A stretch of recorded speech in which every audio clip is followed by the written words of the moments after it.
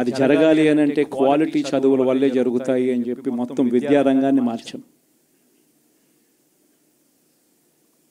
3వ తరగతి పిల్లాడికి టోఫుల్ క్లాసులు, టోఫుల్ పీరియడ్,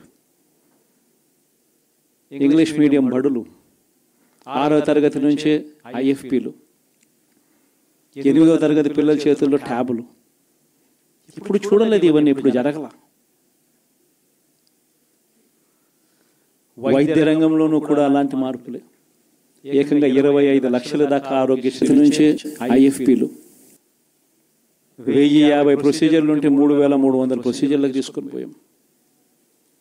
ఆరోగ్యశ్రీయే కాదు, ఆరోగ్య ఆసరా దగ్గర నుంచి గ్రామ స్థాయిలో విలేజ్ క్లినిక్ ద్వారా, విలేజ్ క్లినిక్ దగ్గర నుంచి ప్రతి పేదవాడికి తోడుగా ఉన్నాం. ఎప్పుడు జరగలేదు ఈ మార్పులు. ఏకంగా 54,000 మంది డాక్టర్లు, నర్సులు, పారామెడిక్స్ రిక్రూట్మెంట్ గవర్నమెంట్ హాస్పిటళ్లలో చేసి ప్రతి పేదవాడికి అండగా ఉండడం. వ్యవసాయంలో కూడా విప్లవమే. ఏకంగా ఆర్బీకేలు చేయి పట్టుకొని నడిపిస్తూ గ్రామ స్థాయిలో కనిపించి విద్య, వ్యవసాయం, వైద్యం, సామాజిక న్యాయం,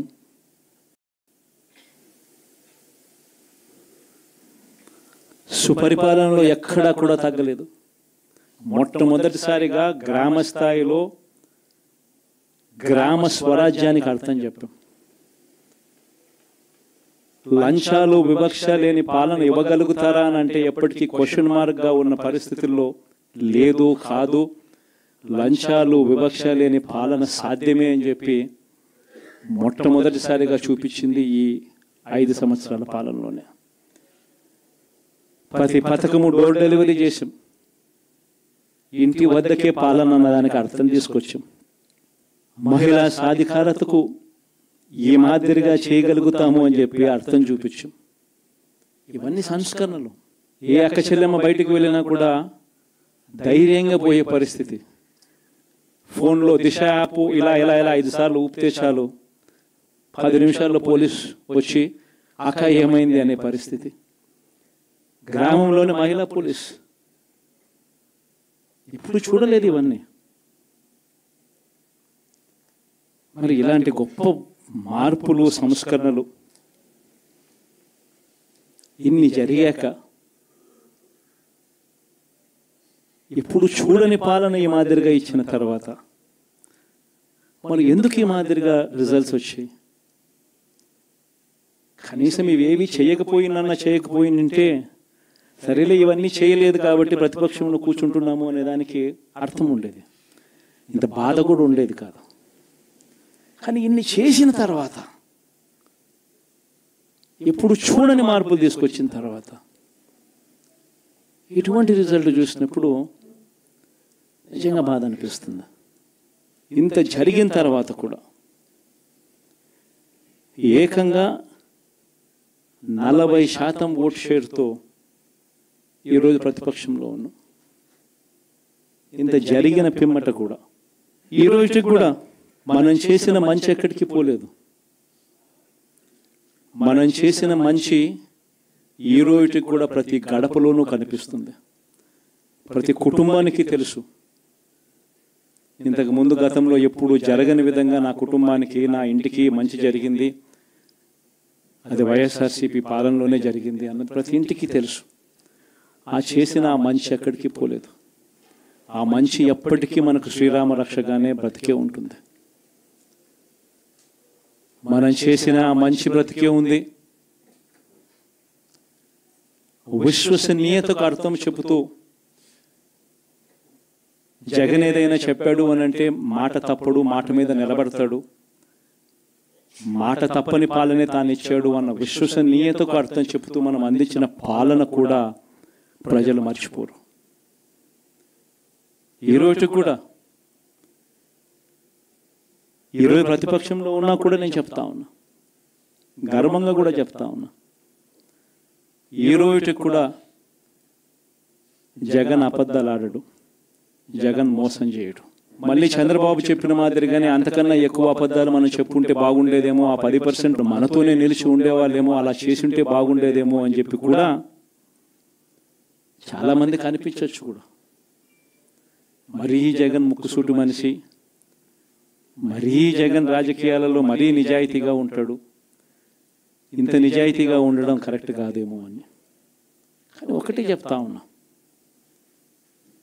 ఓడిపోయిన పర్వాలా, అధికారం కోసం అబద్ధాలు చెప్పడం, అధికారం కోసం మోసం చేయడం ధర్మం కాదనే, న్యాయం కాదనే జగన్ ఎప్పుడు నమ్ముతాడు. 2014లో కూడా ఇదే నమ్మాను. సాధ్యం కానిది సాధ్యం కాదు అని నేను చెప్పాను. చంద్రబాబు నాయుడు ఏమో వ్యవసాయ రుణాలు మాఫీ దగ్గర నుంచి అన్నీ కూడా చేస్తానని చెప్పి, ఆ తర్వాత మళ్ళీ 2019 వచ్చేసరికి చేయక ప్రజలు రెట్టించిన ఉత్సాహంతో మళ్ళీ మనల్ని తీసుకొచ్చారు. మళ్ళీ ఈరోజు కూడా అదే జరుగుతుంది. 2029 వచ్చే నాటికి వచ్చేసరికి చంద్రబాబు నాయుడు చెయ్యని హామీలను, మోసం చేసిన పరిస్థితులను ప్రజలు ఏ స్థాయిలో గుర్తుపెట్టుకుని మళ్ళీ మనల్ని ఆశీర్వదిస్తారు అని అంటే, చంద్రబాబు నాయుడుకు సింగిల్ డిజిట్లలోనే నెంబర్స్ వచ్చే పరిస్థితి కూడా ఆ రోజు కూడా దూరంగా లేదు. ఇది వాస్తవం. ఈరోజు మనం చేసిన మంచి ఎక్కడికి పోలేదు. మనం విశ్వసనీయతతో చేసిన రాజకీయాలు కూడా ఎక్కడికి పోలేదు.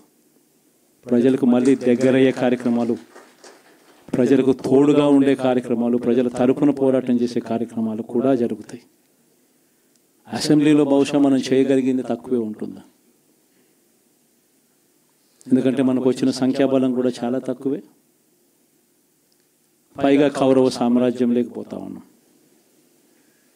ఏకంగా స్పీకర్ పదవికి తీసుకోబోయే వ్యక్తి ఎంత సిగ్గు లేకుండా సోషల్ మీడియాలో వైరల్ అవుతా ఉంది. వాళ్ళు మాట్లాడుతూ ఉన్న మాటలు. ఒకడంటాడు జగన్ ఓడిపోయాడు, ఇంకా చనిపోలేదు అని ఒకడు అంటాడు. ఇంకా చావలేదు అని ఒకడు అంటాడు. ఇంకొకడు అంటాడు చచ్చేదాకా కొట్టాలి అని ఇంకొకడు అంటాడు. నిజంగా ఇలాంటి కౌరవ సామ్రాజ్యంలోకి మనం పోతా ఉన్నాం. ఆ వ్యక్తి ఇప్పుడు స్పీకర్ కాబోతున్నాడట. ఇలాంటి పరిస్థితుల మధ్య ఆ కౌరవ సామ్రాజ్యంలో అసెంబ్లీలో ఏదో మనం చేయగలుగుతామని చెప్పి నాకైతే నమ్మకం లేదు. కానీ పాపాలు పండే కొద్దీ ప్రజలతో కలిసి ప్రజల మధ్య నిలబడి పోరాటం చేసే కార్యక్రమాలు అయితే రాబోయే రోజుల్లో ముమ్మరంగా స్పీడ్ అందుకుంటాయి. అదే జగన్ పరిపాలనలో కులం చూడలేదు, మతం చూడలేదు, ప్రాంతం చూడలేదు, చివరికి ఏ పార్టీకి ఓటు వేశారని కూడా చూడలేదు. ప్రతి పథకాన్ని డోర్ డెలివరీ చేయించాడు జగన్, మన వైఎస్ఆర్ కాంగ్రెస్ పార్టీ. కానీ ఈరోజు కేవలం వాళ్ళ పార్టీకి ఓటు వేయలేదు అన్న ఒకే ఒక్క కారణంతో ఏకంగా మనుషులను కొడతా ఉన్నారంటే, ఆస్తులను ధ్వంసం చేస్తూ ఉన్నారు అంటే, ఓటు వేయని వారిని అవమానిస్తూ ఉన్నారు అనంటే, నిజంగా ప్రతి గ్రామంలోనూ ఇంత అన్యాయంగా వ్యవహరిస్తున్నారు అనంటే, శిశుపాలుని పాపాలు పండడం చాలా వేగంగా పడతా ఉన్నాయి. పాపాలు పడ్డే కార్యక్రమాలు ఎప్పుడు చూడాల. మన పరిపాలనలో, మీ జగన్ పరిపాలనలో ఏకంగా మేనిఫెస్టో అన్నది ప్రతి గవర్నమెంట్ అధికారి ఆఫీస్లో కనిపించేది. కలెక్టర్ల కార్యాలయాల్లో మొదలు పెడితే సెక్రటరీల కార్యాలయాల దగ్గర నుంచి, హెచ్ఓడి కార్యాలయాల దగ్గర నుంచి ముఖ్యమంత్రి కార్యాలయాల్లో మన మేనిఫెస్టో కనిపిస్తూ ఉంటే, కనిపించే పాలన మనదైతే, ఇప్పుడు హోర్డింగ్లు పెడుతున్న రెడ్ బుక్స్ అని. రెడ్ బుక్, ఆ రెడ్ బుక్లో కక్ష సాధింప చేయబోయే అధికారులు ఎవరు, ఎవరిని కొట్టాలి, ఎవరిని నాశనం చేయాలి అని చెప్పి ఏకంగా పేర్లు రాసి రెడ్ బుక్ అని చెప్పి దాన్ని ప్రకటించి ఏకంగా హోర్డింగులు పెట్టి ఆ రెడ్ బుక్ అనేది ఏదో ఘనకార్యం చేస్తూ ఉన్నట్టుగా రెడ్ బుక్స్లో ఉన్న పేర్లన్నింటినీ కూడా మేము వాళ్ళని కొడతాము, వాళ్ళని చంపుతాము, వాళ్ళ మీద అఘాయిత్యాలు చేస్తాము, అన్యాయాలు చేస్తాము అని చెప్పి ఏకంగా నిస్సిగ్గుగా దౌర్జన్యం చేస్తూ ఉన్న పరిస్థితులు కనిపిస్తూ ఉన్నాయి. శిశుపాలుని పాపాలు వేగంగా పడుతూ ఉన్నాయి.